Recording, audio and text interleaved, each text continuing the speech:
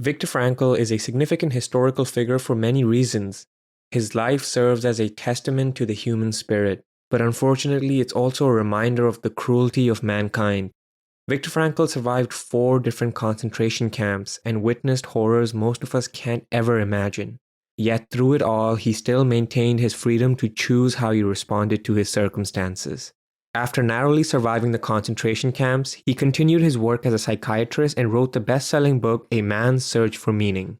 In this video, I will summarize this incredible book into 3 main takeaways, so let's get right into it. Now, the first key takeaway that I got is that suffering is inevitable. Viktor Frankl tells us that suffering is an inevitable part of life, even as fate and death. Without suffering and death, human life cannot be complete. Now, whether it be losing a loved one, battling an addiction, or enduring a devastating illness, the more we try to avoid or escape our suffering, the more we suffer. It's really ironic. Viktor Frankl tells us that the question to ask ourselves is not how to eliminate our suffering, but rather how can we suffer well? That's a key theme in this book. How do we suffer well? So that's the first key takeaway, that suffering is inevitable. Now, the second key takeaway is to take responsibility for how you react. Many of us go through life letting things we cannot control dictate how we react. The traffic, weather, and people's opinion are just a few such examples. Viktor Frankl had to endure much more than just a little traffic jam. So how did he do it? He did it by controlling his views about external events. He consciously chose not to be a victim of his circumstances and took responsibility for making the best of even the worst of circumstances. According to Viktor Frankl, we always have a choice. We have a choice whether to wallow in self-pity or to find meaning in our suffering.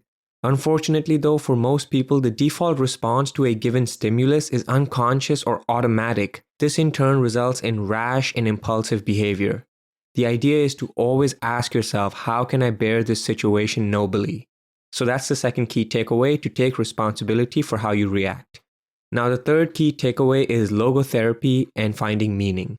Logotherapy is a school of psychology which asserts that meaning is the driving force in human life.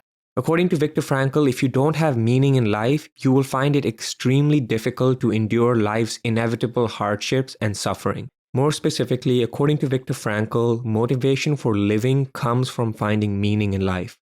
Now, logotherapy suggests 3 different paths to finding meaning in life. The first one is find something you love. Now, an example of this is people finding meaning in their work and impacting society. The second way to do so is find someone you love. Now, parents usually find meaning in raising their children, so that's a good example there. And the last way to find meaning in life, according to Viktor Frankl, is to find meaning in suffering. An example here could be an athlete putting his body through hell to become the best at what he does. Now, it's important that we all reflect and try to find one of the different paths stated above to find meaning in our own lives. Now, as I end this video, I would like to share my favorite quote from Viktor Frankl's book. I think it perfectly encapsulates the essence of what the book is all about. The quote reads, "Everything can be taken from a man but one thing, the last of the human freedoms, to choose one's attitude in any given set of circumstances."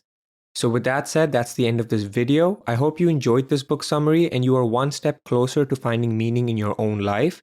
And if you did enjoy this video, then please go ahead and like it and share it with your friends. And if you're interested in more book summaries, philosophy content, or self-development content, then consider subscribing to the channel. Thank you, and I'll see you in the next one.